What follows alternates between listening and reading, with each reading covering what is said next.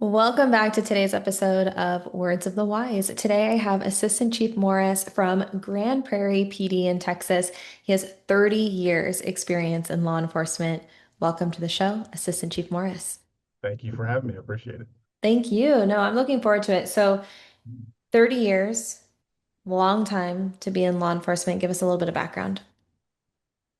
So, I knew at a fairly young age that this is the direction that my life would go.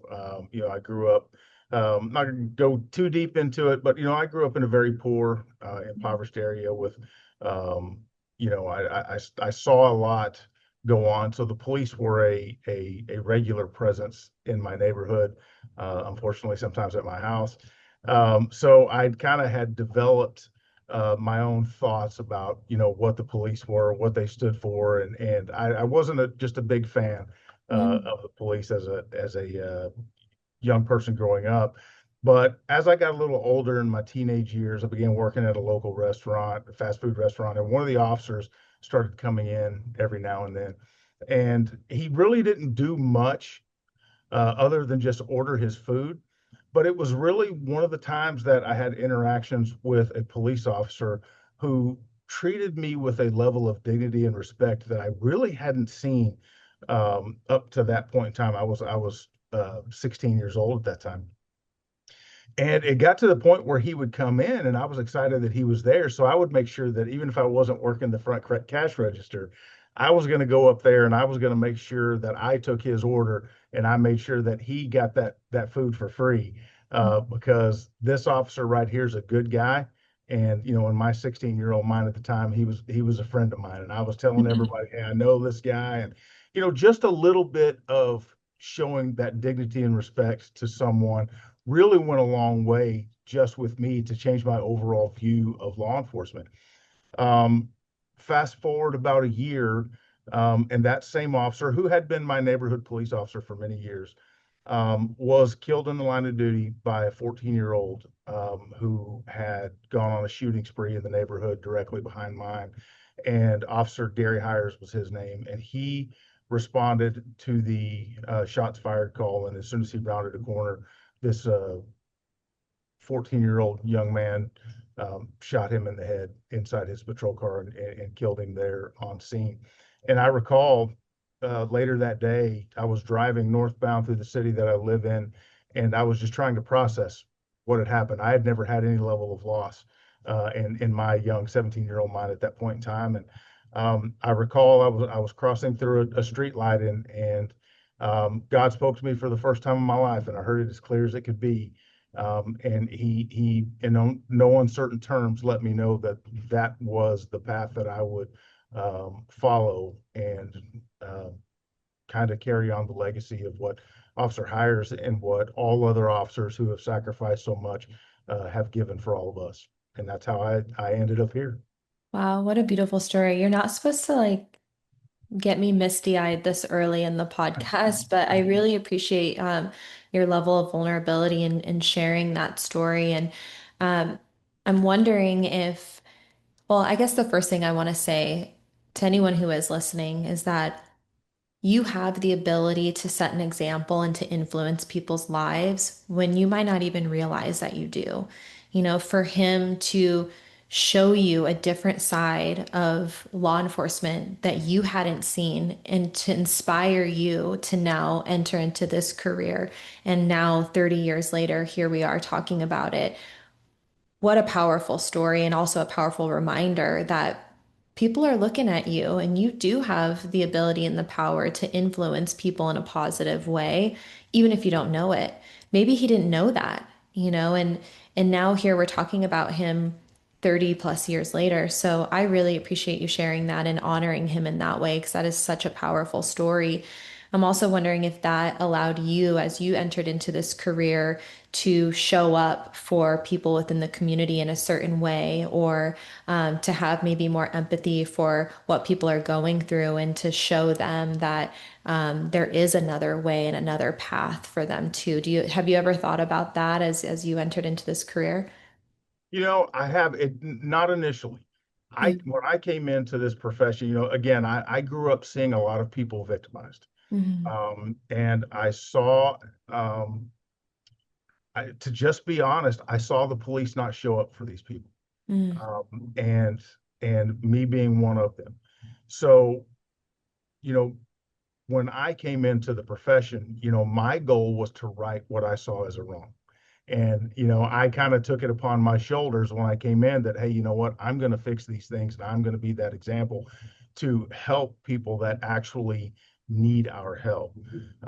So, the first few years, I had a little bit of a chip on my shoulder when I came in, right? I wanted to help those who were in need and those who couldn't help themselves.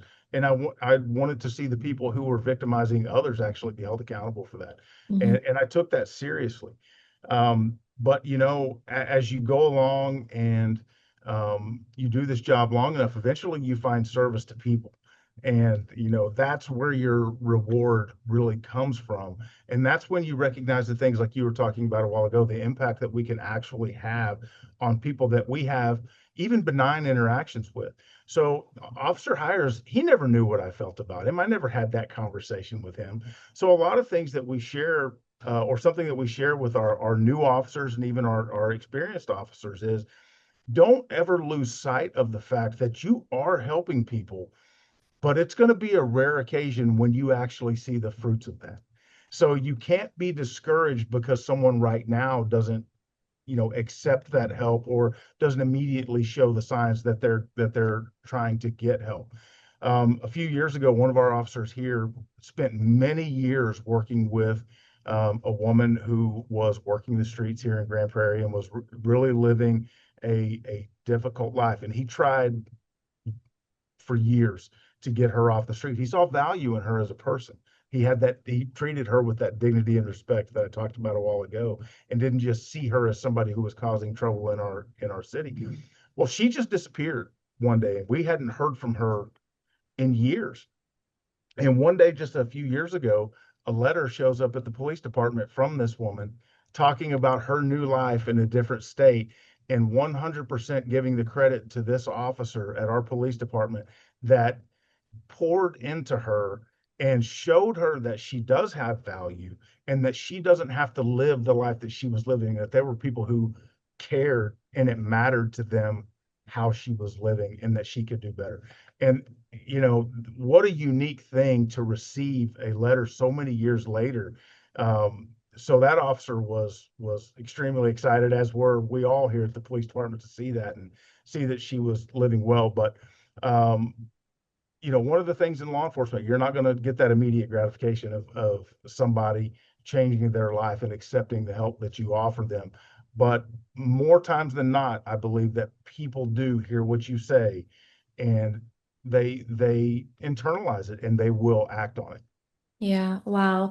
That story gave me chills, and that's what it's all about, right? And um, I had someone else on the podcast that said, and one of their words of advice for younger people was to write those things down, when you have those positive interactions with people, because it might be far and in between, it might be years and years and years before you get another positive interaction like that where you really felt like you made a difference, and to remember those things, and to refer back to those things, especially in the hard times, because you are going to see a lot in your career, and how can you reconnect with the why and why you do this job and why it's worth all of the trauma and the heartache and the stress and all the things that you guys go through. And it's for those moments, it's for feeling like you're actually helping people. And I also came from a hard childhood and had a lot of police presence in my life. And my dad was in prison and domestic violence and all the things. And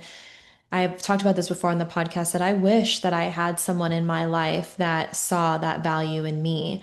And it's very hard when you're in that situation and it feels like all the odds are stacked against you and everyone is telling you that you're not worthwhile. And to advocate for yourself and to believe in yourself when all the evidence around you is telling you otherwise, and all the examples that you have are poor examples of who to be. it's very difficult to pull yourself out of that alone. And so to have people who inspire you and show you that you're worth something, sometimes that's all it takes for someone to make a change in their life. And so I appreciate you sharing that story. And I think it's a really important reminder that, especially in your career, because you do have so many opportunities to connect with the community in a unique way that other professions don't. But I think any profession we're in, we have the ability to set the example. We have the ability to invest time into people and to show that we care.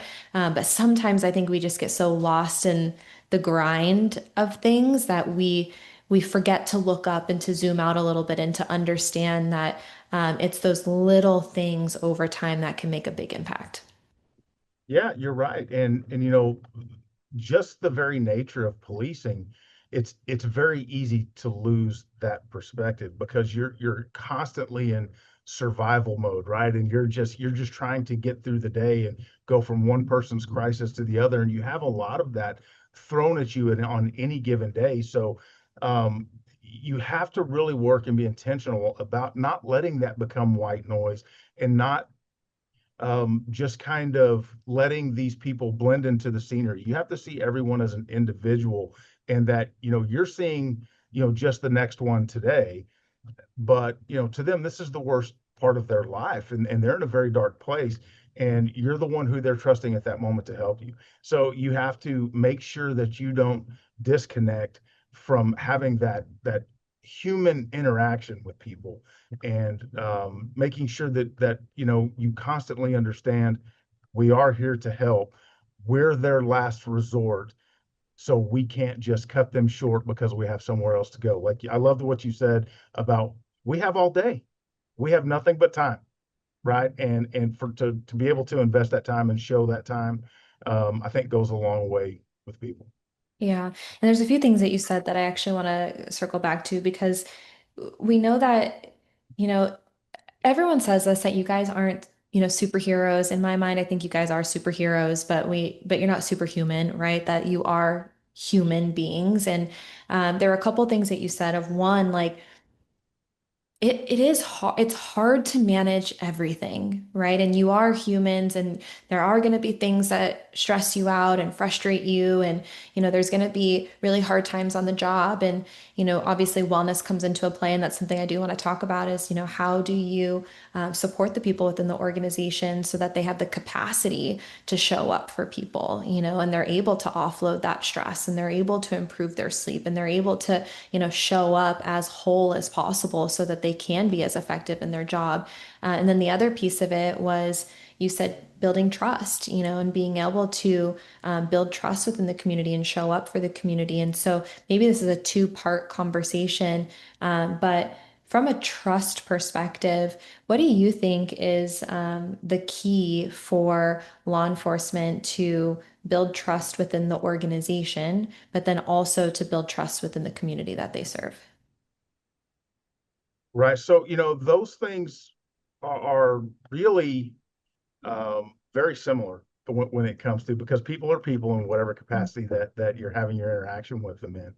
But I think when whether it's internally or whether it's externally with the community, when you show people that you care about them and that you don't see them as just a position or a rank or someone who's just complaining about a dog barking up the street, or whatever the call may be, but you actually see them as people, and you understand that they have goals and ambitions, and they want to be successful professionally and personally, and internally, making sure that we are doing what we can do with our influence with our folks, to help them achieve their goals in both of those areas, because it's not only incumbent upon us because they're our family, right? And if we're going to call our people within our organizations family, then we need to put our money where our mouth is and actually show them the investment we're willing to make in them. And I think when they see that action, that breeds trust, Mm, right?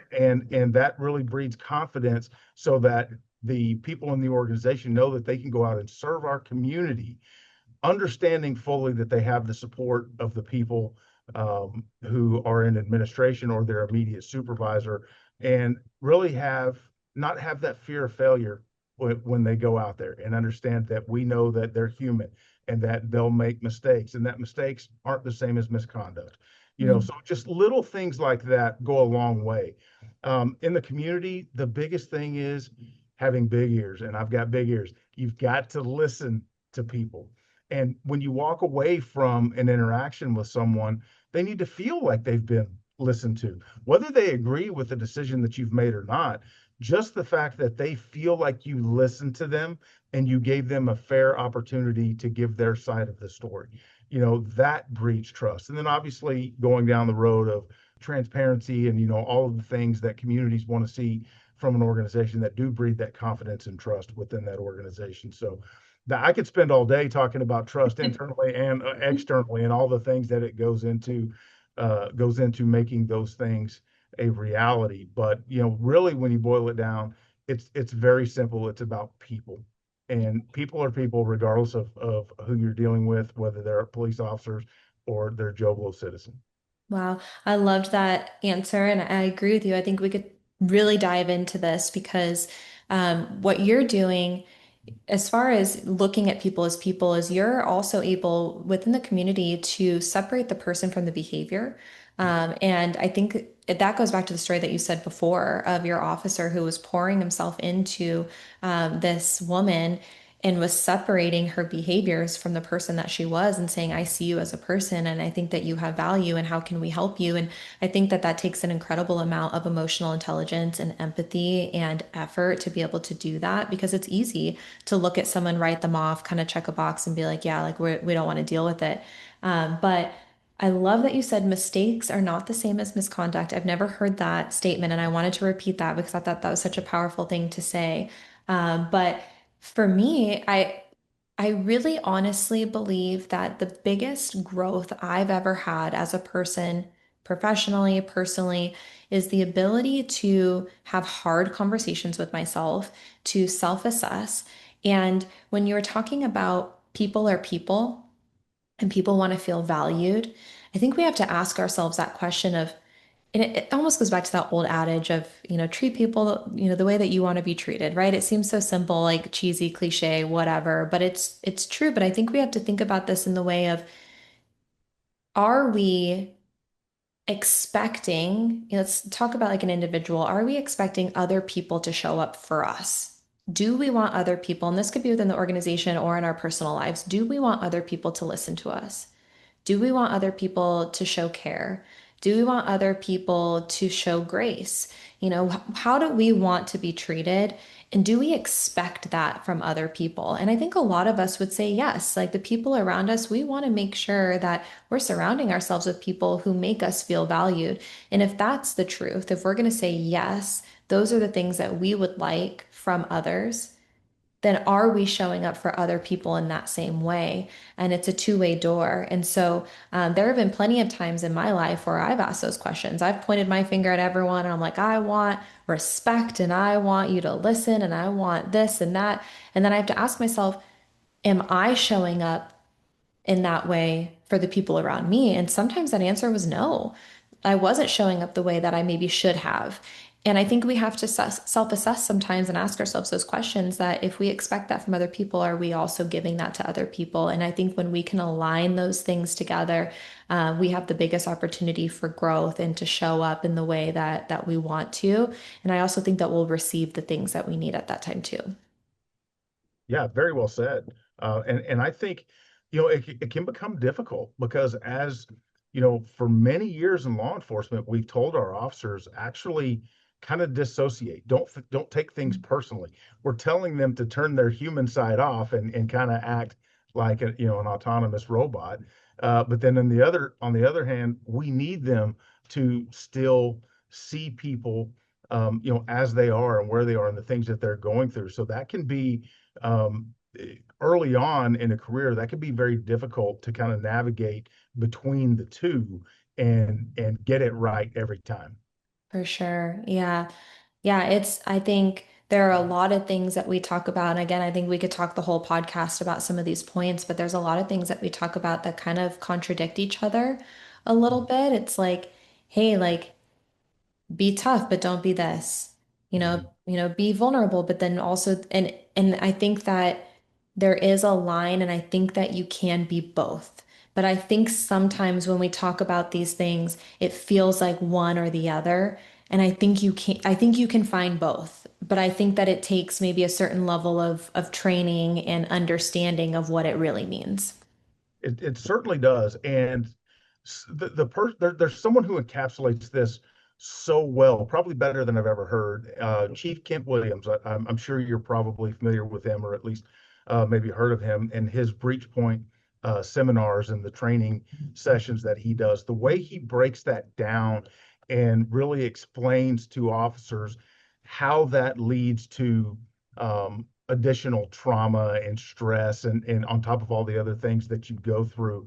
Um, you mentioned training, so we make sure that we've utilized Chief Williams and other areas to make sure that our folks do receive that and that they can one recognize that what it didn't make me a bad cop or a bad person if maybe for this one incident I had a human moment and maybe I was short or, something like that. But, you can recover from those things and just remember that you're a person too. And sometimes you need people to show up for you as much as you show up for them. Yeah. Yeah, and I think it goes back to like what you said before, mistakes are going to happen Mhm. always. Like we're always I think the goal honestly is that we always have the ability to identify those things. I think if we can identify, man, like I should have done that better, or maybe that's not how I wanted to show up, or maybe it came out differently than I intended. And to be able to self-assess and to say next time I'm going to try it this way. I think that shows an incredible amount of evolution and growth, and that's what we're looking for. I think it's the times where we don't recognize that we did something wrong, or maybe we're not willing to admit it, and therefore we're not willing to um, improve upon it. I think that's where we get into trouble, and I think we've all been there too, where we kind of like dig our heels in a little bit. And but I think if we can have those moments of, yeah, I was human, I was short, maybe shouldn't have been that way. Next time I'm going to do better. That's all we can hope for. Right. And then having that leadership within your organization that also understands that and Right. doesn't drop the hammer on our folks. That's another thing that helps to build the trust with our folks in here that, what, they recognize I'm human and I made a mistake. Yeah. And they don't have to go out and, when they do their job, be constantly fearful of saying the wrong thing or doing the wrong thing or making a mistake. Yeah, yeah, that makes sense. So the second part, what we were talking about earlier, we had wellness and we had trust. So now I want to talk a little bit about wellness and the efforts that you guys are making to make sure that your team has the capacity to show up in the way that, they want to and in the way that you guys maybe expect, from your team. But I know I've actually talked to your team many times. I'm very familiar with your agency, so I know that you guys are doing a lot within the wellness space. And it'll probably take us an entire podcast just to like outline everything. But I kind of want to just like quick bullet just the areas of focus, and then talk a little bit about the why, and then anything else you want to add to that. But you guys take a really multifaceted approach when it comes to wellness. Physical, mental, emotional, spiritual. You provide training in all aspects of wellness to make sure that your team is successful. Why was this something that was important to you guys? And what is it that you hope to achieve with the training and the wellness initiatives that you have in place? Right. So I'll tell you, when we were putting this together, we call it the Grand Prairie Police Department Fit Force Initiative. Mm. And we've been very proud over the last 8 or 9 years that we've had it to share it with law enforcement agencies across the country, and then share our successes and maybe save them a little legwork on the things that didn't work so well that they can just go right into the things that do work well. But I think when we were putting it together, we all came from a few different places of why it was important. Something that um, was important to me whenever we were developing this was when you do this job, there's just a there it changes you. It just does. And if you're not aware of those changes that are going to occur, they can overcome you, and they can really compound that daily emotional roller coaster ride that you're on. And we're no different than any other departments around the country. We in my time here at the Grand Prairie Police Department, we've had two officers commit suicide, and more than one officer that passed away, in my opinion, due to real hazards from the job. And um, thinking about those things and thinking about the stigma that came along with that, right? What weakness did this person show because they did that? How selfish is that? Those are the types of conversations that were had many years ago. Mhm. And but we got to a point, when you know better, you do better, right? Okay, these things are happening. What are we going to do to address it? Because we can't just sit and continue to watch it happen and watch these people that we care about and that we watch them spiral, and we call them family, and yet we do nothing to help them. Mhm. So that was kind of where my mindset was at the time.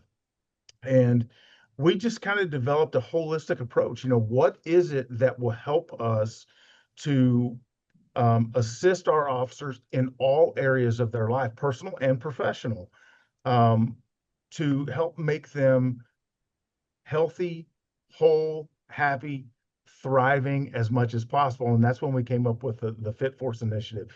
Everybody understands the physical and the reason why we need to be physically in shape to be able to handle the demands of our job, but also the health aspects that come along with being a healthy person.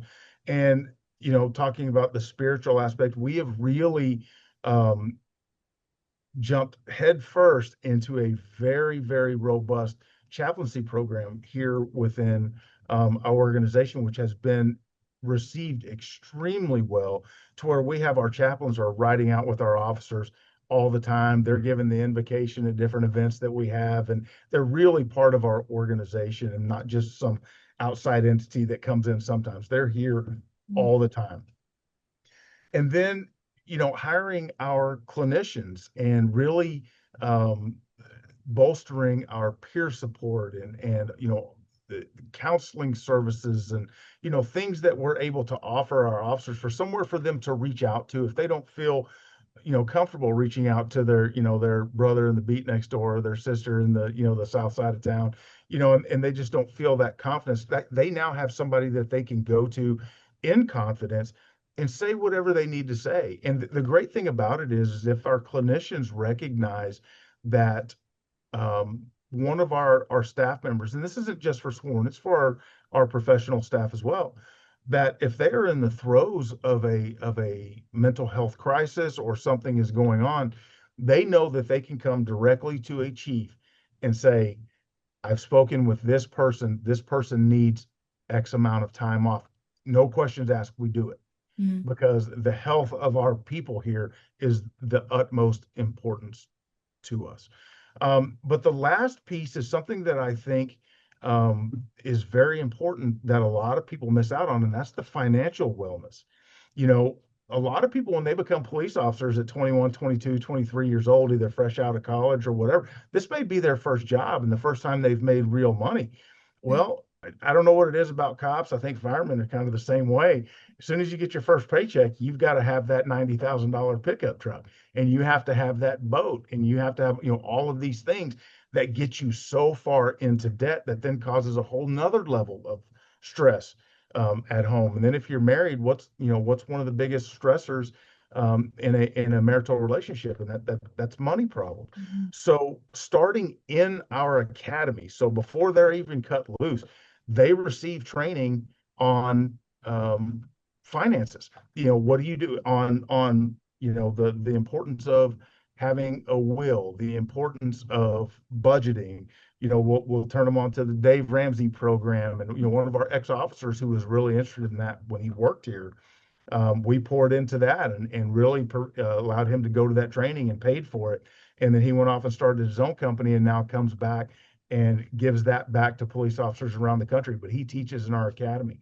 And so, we really, those four cornerstones of the Fit Force program, we believe really help to, you know, have those officers, give them the tools and resources they need to, one, understand that they are supported and that they do have resources, and that helps them to achieve their goals and be healthy and whole personally and professionally. Because when you have, if there's an asymmetry in either one of those two areas, it will affect both very negatively. So it's incumbent upon us to not just focus on how great a cops we can make them, but how can we maybe help you in your personal life as well? And we've had really good success with that.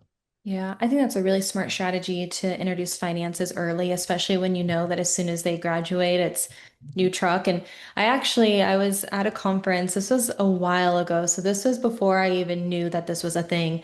And I remember someone talking about it. They did a presentation on financial wellness, and this was like years and years ago.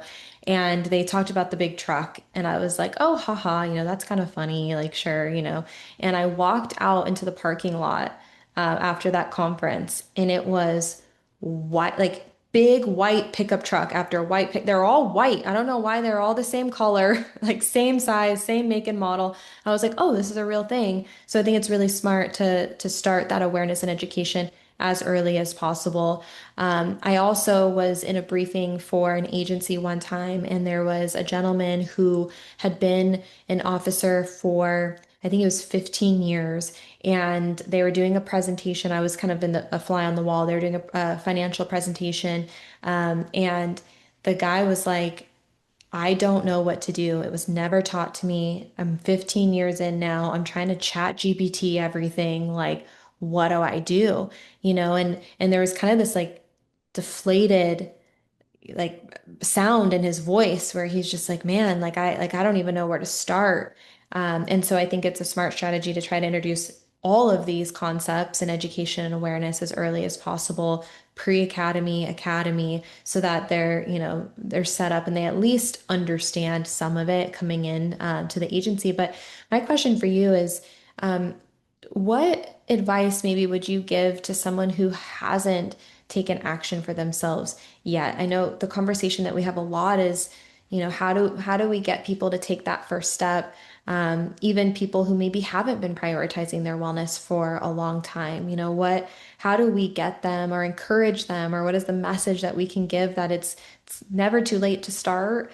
And, how can we encourage that first action from each individual within the organization? So I think that starts with the leadership. You have to model the behavior that you want to see Mm. from the people who work for you, right? So, it's important that we walk the walk. So, they need to see us in the gym working out and breaking a sweat and making sure to stay in shape and not just saying you need to do it. So it's little things on the things that we do that they see that gives us credibility in that, hey, we're not just saying that we would like for you to do this. We're saying, look, we're going to do it with you. Hmm. And because we see the benefits of it. And that really goes a long way to do it. It also doesn't hurt to incentivize it occasionally if you can. So we have a fitness incentive here at the police department that really gets these officers some pretty good time off, depending on how they do on our annual um, physical test that we have. So, and plus we do things that they're interested in as well. So we have yoga here at the police department several times a week. We have a very robust jujitsu program that we have in house. But if you're not able to attend our daily jujitsu training that we have here, which all of our academy class has to go through while they're in the academy, then it's voluntary after that. But if you're interested, well, we've also contracted out with several jujitsu gyms across the Dallas-Fort Worth area. Pick one that's the closest to you, and we'll pay for you to go. Mm. Right. So I mean, it's we make it difficult for them not to do it. Right. I mean, it's so easy to do it that it's and I believe that they want to do it. People who work in our organization and law enforcement in general, they're already highly motivated people. So I don't think that the hard part is getting them motivated to do it. I think it's just providing them the opportunities and making it easy for them to get it done. Mhm. Yeah, that makes sense. I only have two more questions left for you, and then I'll let you off the hook here. But I talk to a lot of leadership across the country who don't have a robust wellness program like you guys do yet, but still have the same aspirations to, build one up and to support their people. And, it's a priority for them to, make sure that their people are well and taken care of. And for any chief out there who's listening that maybe doesn't know where to start or maybe is kind of in the infancy stage, what advice would you have for starting out and building out a program as kind of a first step? First step, give me a call. I'll be more than happy to walk anyone who wants to go through this process through from beginning to end. And we're here to be a partner. We're not here just to kind of give you a checklist and say, okay, go on your own. Law enforcement is a family. We're all affected, right, by what each other's departments do. It's no secret to the officers on the street that a controversial use of force incident 1,000 miles away has pretty strong effects here as well. So, we can't just look forward into our own organization, but we want to help improve the profession as a whole. So I would say reach out to an organization that has a successful program and, just say, hey, what'd you do? And let us, we've done the heavy lifting. And other organizations out there that have really good programs have done the heavy lifting. Let us help you avoid those pitfalls that we went through, and let's get straight to the things that we've shown to be successful. But I think the easiest thing that you can do to start, I would say, start with a chaplaincy program. Every city out there in the country has a faith-based component within it. Reach out to those folks. There's nobody out there who wants to serve people who are in crisis outside of police more than clergy. And there's nobody more than police that has a vast amount of people in crisis. Let's marry the two and let's partner together and let's not be afraid because that we have the faith tag on it. Our job is to be of service to people and we can't be afraid to use the resources that we actually have at our disposal. So I think that's the easiest way to start, but I would encourage anyone who's looking to start something like this, please reach out to me, reach out to some other organization that is doing something very similar and has had really good success. What an important reminder. I think a lot of agencies feel siloed, like they're on their own island. And I think it's such an important reminder to realize that, obviously you're a family and you're a community within your organization and you're a team. But for you to remind everyone that the profession as a whole is a team and a community and a family. So thank you for that. And I'm sure your phone's gonna be lighting up after this. So that's a good Okay. thing. Last question is for that younger generation. If you could go back in time and give words of advice to your younger self with all the knowledge that you have now, what would you say? You know, I appreciate this question, more than you could know. This profession will change. It's not just a possibility. It's a guarantee. The trauma and the tragedy that you're going to be exposed to, regularly, it's going to leave a mark.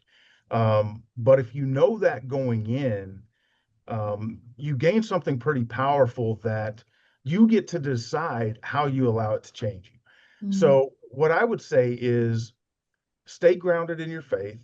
Um, we live in a fallen world, and in this profession, you will step into some really dark places, and you will have the occasion to stare evil directly in the eye. Um, but that means that through your actions, you also have the opportunity to shine the light of Christ into those dark places. So don't let the things that have no eternal value pull you off course or cause you to lose sight of why you were called into this profession. Lean on your faith and your family to stay centered, stay within the rules of the job, do the job the right way, even when it's hard, make a difference that actually matters in people's lives, and don't lose yourself in the process. Have fun when you can, laugh when it's appropriate, sometimes when it's inappropriate, that's okay too, and never lose sight of why you started. And if you do that, you won't just survive this career, you'll honor it, and you'll honor the people who came before you and sacrificed so much.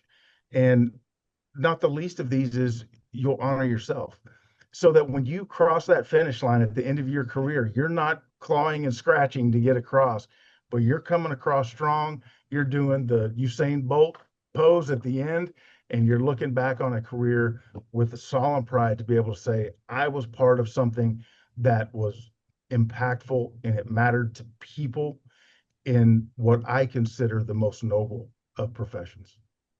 Wow. Thank you. Thank you so much for your time. I really appreciate you coming on here and sharing your words of wisdom. That was great. And sharing everything that you're doing organizationally. I really appreciate it. I'm glad to do it. Thank you for having me on. Of course.